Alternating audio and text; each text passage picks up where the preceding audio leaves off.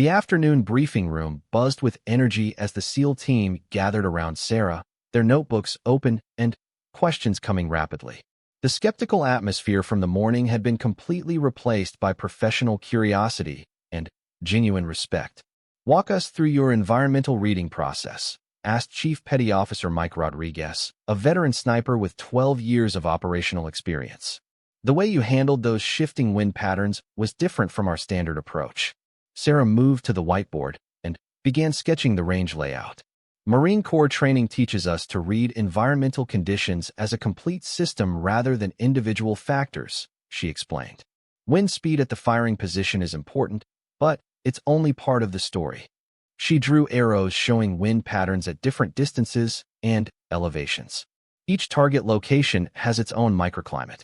The depression where your second target sat created wind shadows that didn't show on the range flags. I was reading vegetation movement and dust patterns to get the real picture. The SEALs exchanged glances as they realized the implications of Sarah's approach. Their own training focused heavily on ballistic calculations and equipment, but they had never been taught to read environmental conditions with this level of detail. Lieutenant Commander Tom Bradley, the team's senior officer, leaned forward. "This could revolutionize how we approach long-range operations," he said. "Our current doctrine relies heavily on optimal conditions or extensive preparation time. Your methods would allow engagement in situations we normally avoid." Sarah nodded. "That's exactly the point. Combat doesn't wait for perfect weather or ideal positioning. We train to work with whatever conditions exist." Over the next hour, Sarah shared techniques that had been developed through years of Marine Corps innovation. She explained how to read thermal patterns in different terrains, how to use natural indicators to assess wind conditions at various distances, and how to make rapid adjustments for multiple targets without losing accuracy. The SEALs took detailed notes, asking technical questions that demonstrated their deep understanding of precision shooting. These weren't casual observers. They were elite operators looking for ways to improve their own capabilities. "What about team integration?" asked Petty Officer First Class Danny Kim, the team's communications specialist. "How do you coordinate with spotters and support personnel?" "Marine Corps Scout sniper teams use a shared environmental assessment protocol," Sarah explained. "Both the shooter and spotter read conditions independently, then compare observations. It reduces the chance of environmental misreading that could cause mission failure." Commander Morrison had been quiet during most of the discussion, but now he spoke up. "Lieutenant Chun, I want to propose something. How would you feel about conducting a joint training program? 2 weeks of cross-training between your Marines and our SEAL team." The room fell silent as everyone realized the significance of Morrison's proposal. Joint training between elite units was rare and indicated serious respect for outside capabilities. It meant the SEALs recognized that they could learn valuable skills from Marine Corps methods. Sarah considered the offer carefully. "I need approval from my command structure, but I think it could benefit both units. My Marines could learn from SEAL urban warfare techniques, while your team could integrate our environmental reading protocols." "Make it happen," Morrison said decisively. "I'll contact your commanding officer directly. This kind of cross-training could improve operational effectiveness for both branches." As the formal briefing ended, individual SEALs approached Sarah with more specific questions. They wanted to understand the training methods that produced such exceptional marksmanship skills. The conversation continued for another hour, covering everything from equipment selection to training progressions. Chief Rodriguez pulled Sarah aside as the group began to disperse. "I've been doing this job for 12 years, he said quietly. "I thought I understood precision shooting until I watched you work today. You've shown us capabilities we didn't know existed." Sarah appreciated the recognition, but she also understood its broader implications. "This isn't about individual skill," she replied. "It's about training methods and institutional knowledge. The Marine Corps has been developing these techniques for years.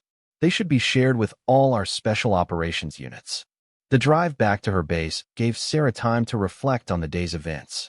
She had come to the SEAL facility expecting skepticism and resistance. Instead, she had found professional operators who were eager to learn new techniques that could improve their mission effectiveness. Her phone rang as she reached the base gate.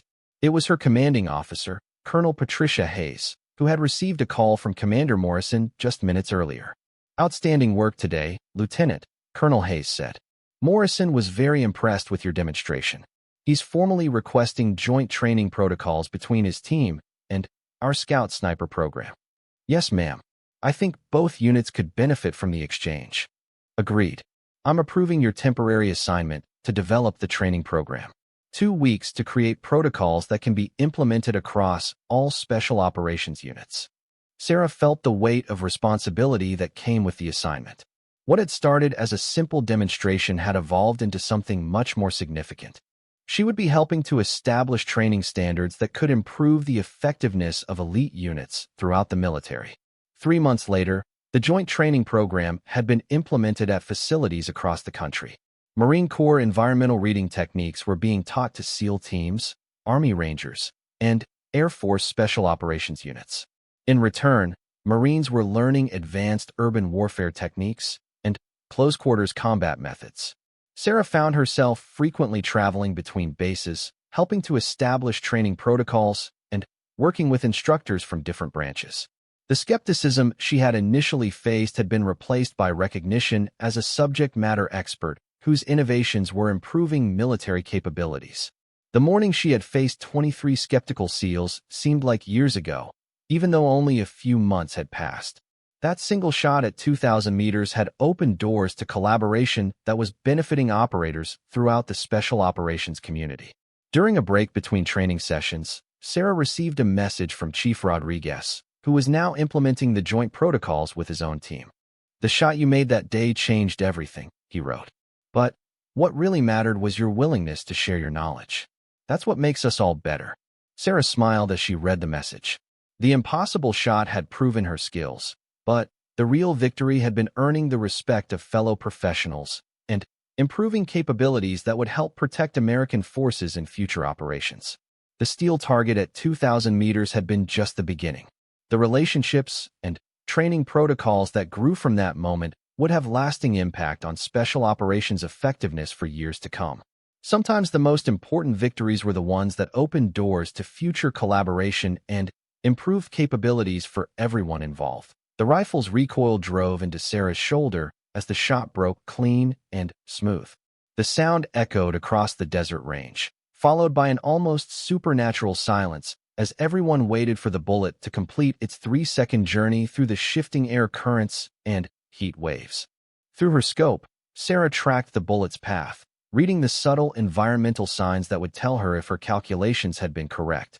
The wind flags along the range fluttered in different directions, creating a complex pattern of air movement that had to be factored into every aspect of the shot. Commander Morrison raised his binoculars, scanning the distant target area. The other SEALs did the same, their expensive Leica and Zeiss optics focused on the steel plate that had seemed impossibly small just moments before. The silence stretched on, broken only by the distant sound of vehicles on the adjacent training areas. "Target assessment in progress," Morrison announced, his voice neutral and professional. But Sarah caught something in his tone, a note of surprise that he was trying to suppress.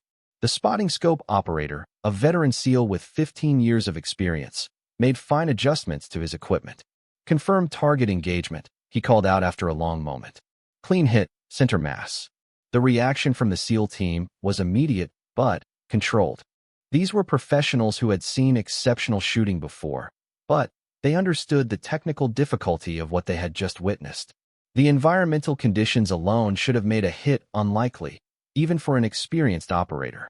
"Range 2,000 meters, confirmed," Morrison said, lowering his binoculars. "Atmospheric conditions marginal, wind variable." He paused, studying Sarah with new interest. "That was solid shooting, Lieutenant." But Sarah wasn't finished. She had come here to demonstrate Marine Corps capabilities, not just to make a lucky shot. "Request permission to engage secondary targets," she said, her voice steady and professional. Morrison exchanged glances with his senior operators. The original plan had called for a single demonstration shot, but Sarah's success had changed the dynamics of the training exercise. "What do you have in mind, Lieutenant?"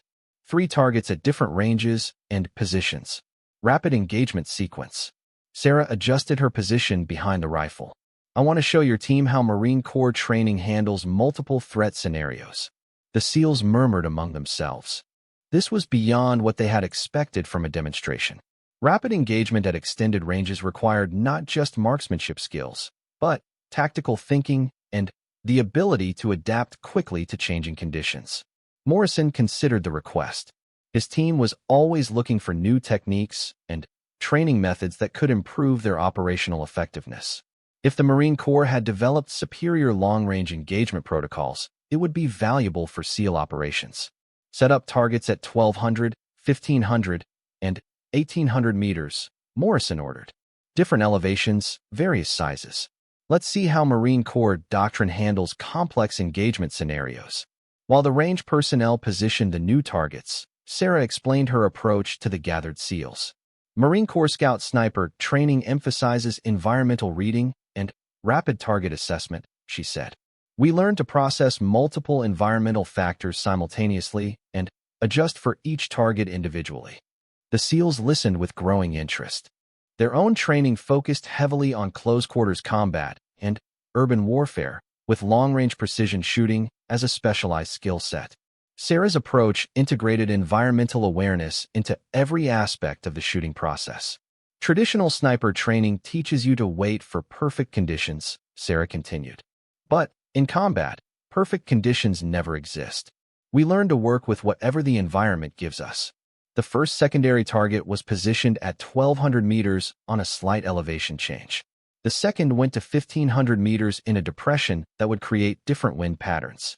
The third target, at 1,800 meters, was placed where heat waves would create maximum visual distortion.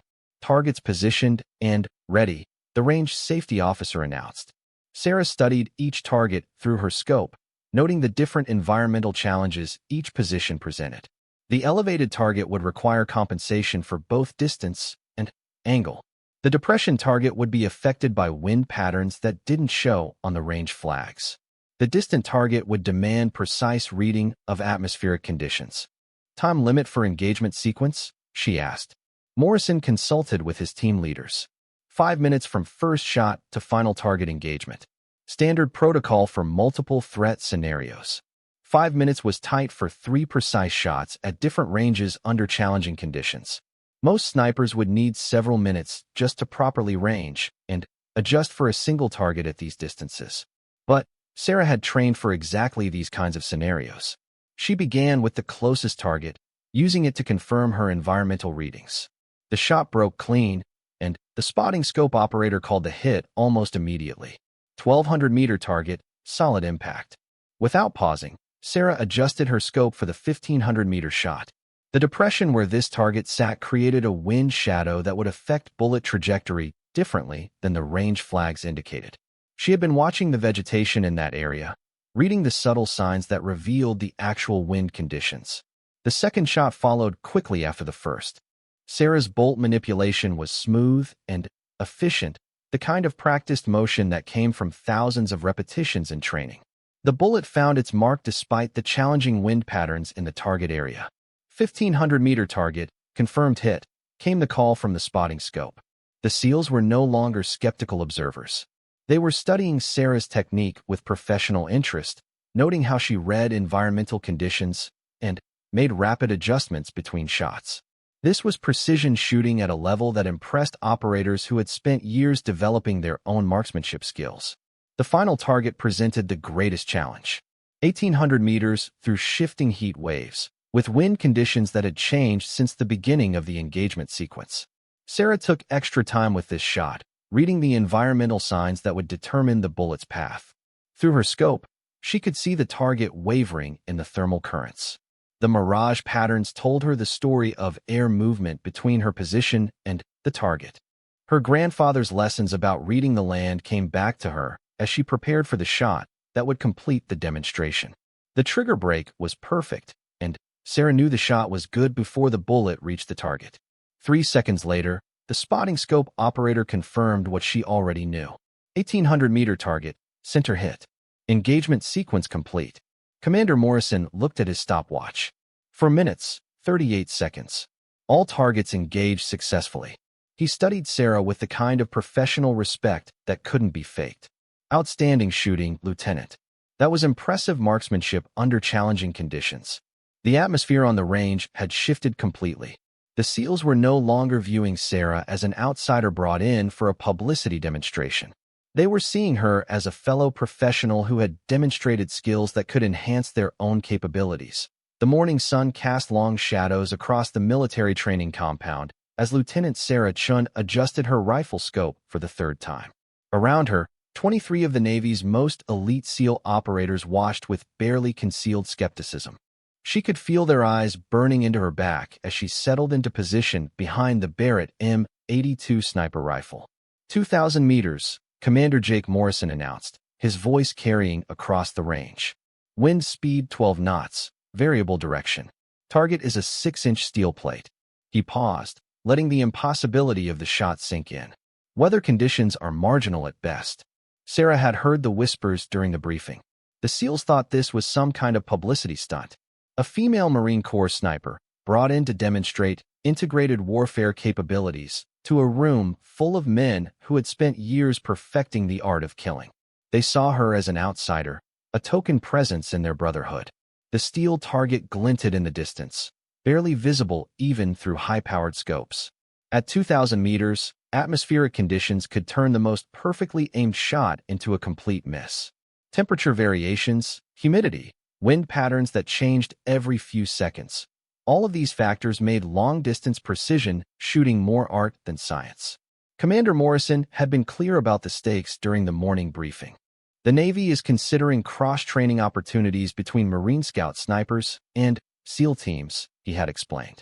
Lieutenant Chun is here to demonstrate Marine Corps capabilities. What he hadn't said, but everyone understood, was that this was a test. Pass, and maybe the two branches could learn from each other. Fail, and the SEALs would continue believing they had nothing to learn from outsiders. Sarah pressed her cheek against the rifle stock and controlled her breathing.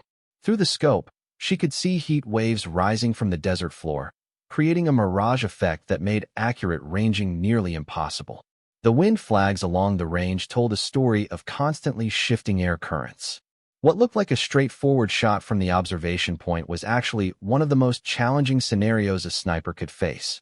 Behind her, she heard quiet conversations among the SEALs. They were discussing the technical aspects of the shot, but their tone made it clear they expected failure. At that range, environmental factors are everything, one operator murmured. Even our best guys struggle with consistency past 1,500 meters. Marine Corps training is different from what we do, another voice added. They focus more on battlefield marksmanship. We specialize in surgical precision. Sarah had trained for shots like this her entire military career. Growing up in rural Montana, she had learned to hunt with her grandfather, who had taught her that patience and understanding your environment mattered more than expensive equipment. In the Marine Corps, she had refined those skills until she could consistently hit targets that other snipers considered impossible. The wind shifted again, and Sarah adjusted her position slightly. She had been studying the environmental conditions for 20 minutes, watching how the wind patterns affected the flags at different distances. Most shooters tried to time their shots between gusts, but Sarah had learned to read the subtle signs that indicated when conditions would stabilize. Commander Morrison checked his watch. Lieutenant Chun, you have authorization to engage when ready. The range fell silent.